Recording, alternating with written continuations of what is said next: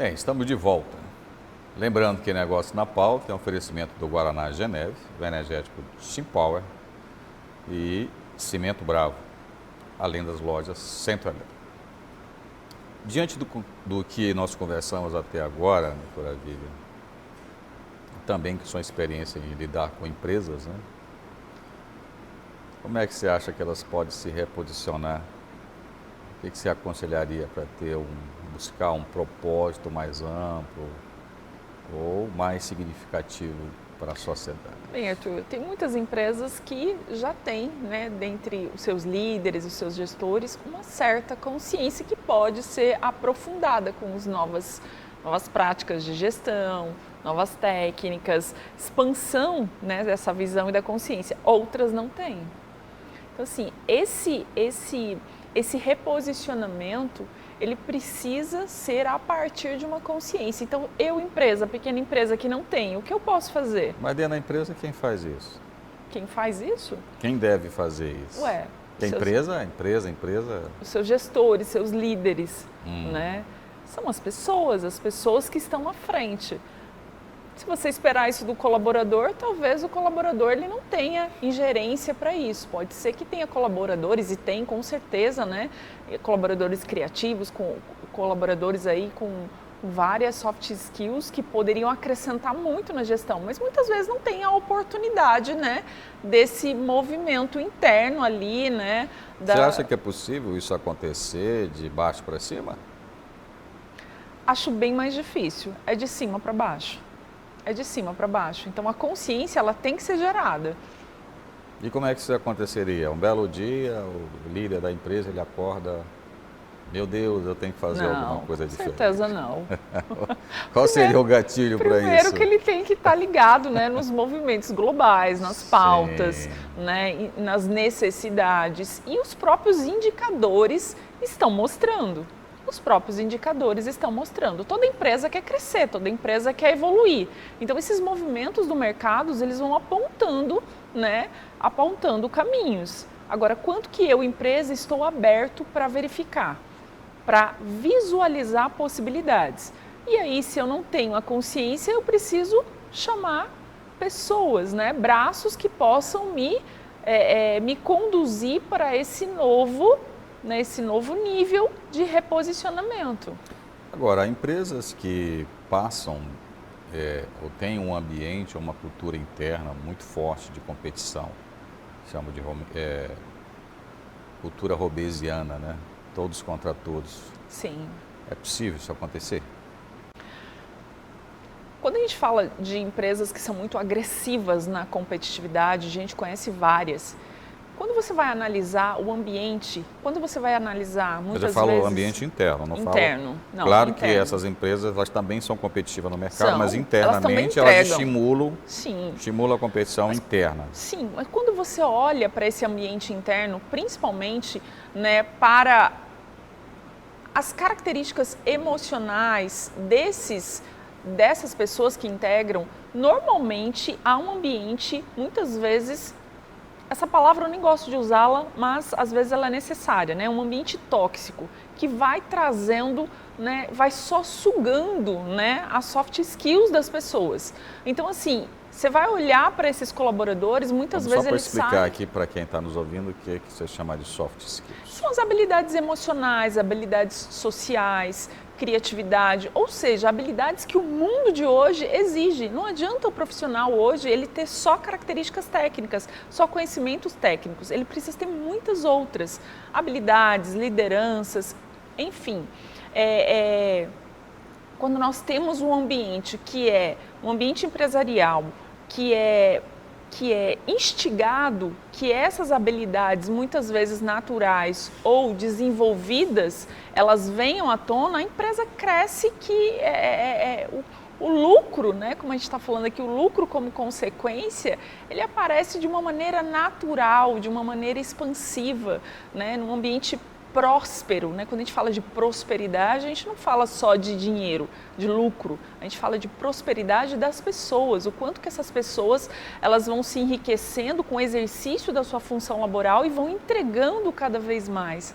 Então, assim, pode ser, para quem está nos ouvindo, pode ser que seja uma visão talvez, né, romântica. Idílica. Exato, Mas não. tem uma coisa que eu acho interessante, assim, aí falando aqui já como a minha formação de engenheiro, né, de matemática e assim, essa relação não é bionívoca, né? Quer dizer, ela não vai e não volta. Então, por exemplo, eu aumentar o meu lucro não quer dizer que vai aumentar a minha responsabilidade social.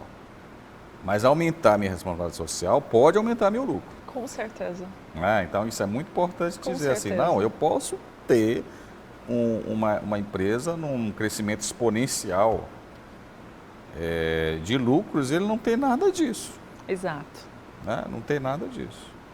E aí também depende muito de legislação, né? Você vê que nos Estados Unidos esse tipo de atitude das empresas, ela é recompensada, né? Os incentivos, né? Na verdade, até tributariamente. Sim. Tributariamente. E aí você vê grandes empresários como, por exemplo, o Bill Gates, que criou a Fundação Melinda e Bill Gates. Claro que ele tem uma visão já diferente do mundo. Sim. Mas também tem incentivos fiscais naquilo ali. Né? Sim. E aí tem um caso recente, que não é nem esses grandes empresários, que é o José Andrés, que é um chefe de cozinha espanhol. Na verdade, ele migrou, há 20 anos atrás, migrou para os Estados Unidos. Trabalhava no mais famoso, na época, restaurante do mundo, que era o Bulli, lá na Espanha. Migrou, abriu um restaurante. Hoje ele é um milionário. Tem uma cadeia de 30 estabelecimentos entre centros de gastronomia e restaurante todo mundo. E ele se engajou nessa coisa de levar alimentos para regiões de conflito de catástrofes naturais. Né? Certo. Ele não precisava fazer isso. Eu nem sei se isso dá algum benefício para o negócio dele. O que no final das contas motiva essas pessoas? Percebe que há algo interno. É algo interno. Característico e natural do ser humano. Então, assim, olhar para isso é olhar de forma mais profunda, né, para as pessoas, né? Quem sou eu como líder, quem sou eu como empresário, quem sou eu como homem, mulher de negócio no contexto social. Então, assim, quando você começa a observar o que tem além, o que tem em volta, você começa, deixa eu perceber aqui, eu preciso de fazer alguma coisa, né? Entregar algo, mas não devolver, como você falou. Mas isso me movimenta para mais. Acho que é meio que por aí, Arthur. Acho que essas reflexões, né, de autoconhecimento, olhar para o outro, observar o mundo, a gente volta para a palavra propósito, né? E o propósito, ele sempre tem a ver com o outro, ele sempre tem a ver com o externo. E aí, algumas pessoas têm um pouco essa ideia de propósito de forma equivocada, acha que o propósito é o seu sonho. Não, o seu sonho não é o propósito, né? O seu sonho pode estar ligado ao propósito. O propósito é algo maior, é o que eu vou acrescentar. Lógico, com o meu sonho, com o meu objetivo, mas para fora, externo. E tem uma coisa interessante, você trabalha com mentoria também, né? Também. Será que você consegue, dentro de uma decisão de um líder, moldar, né? Moldar no bom sentido aqui, que mentoria não é lavagem cerebral, né? Não. Mentoria é uma orientação. Sim. Um grupo de pessoas nesse sentido, de enxergar as coisas de uma outra forma. Com certeza. Com certeza. Com certeza. Gostei da sua resposta, com certeza, você está muito convicta disso. Quando eu falo disso. com certeza, é porque já experimentei, né, essa experiência e isso traz uma satisfação pessoal como profissional muito grande. Por quê? Porque você partilhar, você compartilhar, né, a sua jornada, a sua trajetória, mostrando ao outro, né, contribuindo com a expansão da consciência de que o outro que não existe só uma coisa e que talvez o que ele esteja olhando é pouco, ele precisa expandir. E quando a gente expande, a gente começa a ver outras áreas que muitas vezes eu não olho para ela. Que às vezes uma deficiência profissional minha, uma debilidade profissional minha está ligada com outros fatores. E aí, não vou entrar em detalhes aqui, mas aí muitas vezes está ligado com o contexto familiar, com o contexto emocional, com algumas crenças. Às vezes eu acredito em determinadas coisas que conduzem todo o meu exercício, o meu resultado atual. E ele é insatisfatório. E de repente eu preciso ressignificar tudo isso, né? Os paradigmas, eles precisam mudar. E às vezes uma boa orientação, uma boa visão, né, faz com que o repensar sobre um posicionamento gere uma intenção de mudança. A gente teve recentemente a convite num evento que foi uma assembleia da Federação dos Clubes Diretores de Logística do Maranhão, e nós levamos essa mensagem, né? E aí a gente vê que tem uma resposta muito boa, né? Houve uma receptividade muito grande. Que bacana. E a gente faz sempre questão de falar isso, isso não é pregação religiosa. Sim. Nós não estamos falando de fazer o bem aqui para ninguém entrar no céu. Nós estamos falando de ajudar, né, oferecer ajuda e entregar, porque é bom para o seu negócio. Não é País das Maravilhas, é real. É bom para o seu negócio, você vai engajar mais seu funcionário. Você vai lucrar mais. Você vai fazer com que seu cliente lhe enxergue melhor. E ele pense duas vezes antes de trocar, né, de fornecedor, da loja que ele compra. Ele tem uma série de implicações. E muitas vezes, eu conversando ontem com um empresário, ele me falou duas coisas muito interessantes, né? De que você tem a operação e você tem a estratégia. A operação é o redemoinho.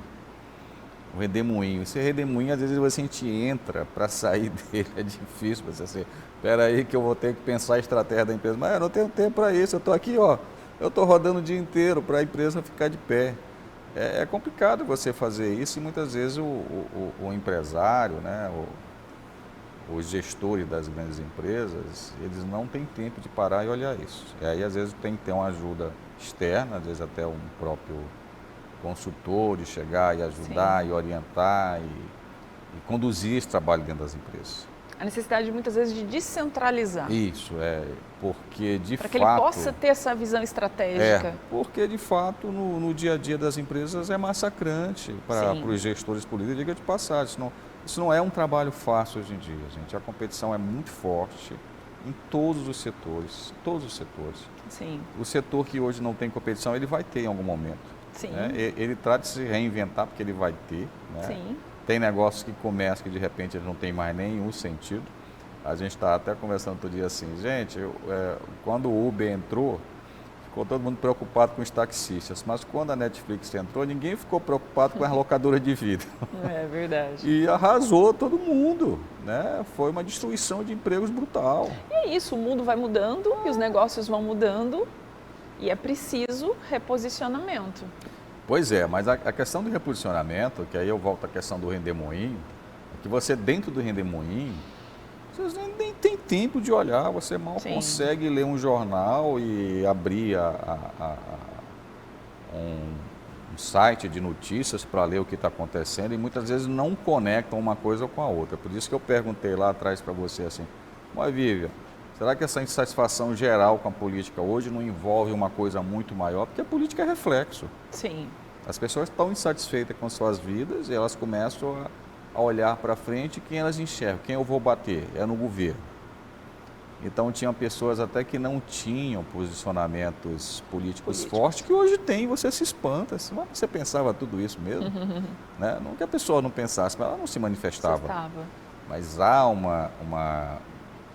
clamor, né? Um clamor, uma insatisfação latente, todo mundo querendo se manifestar, todo mundo tem opinião.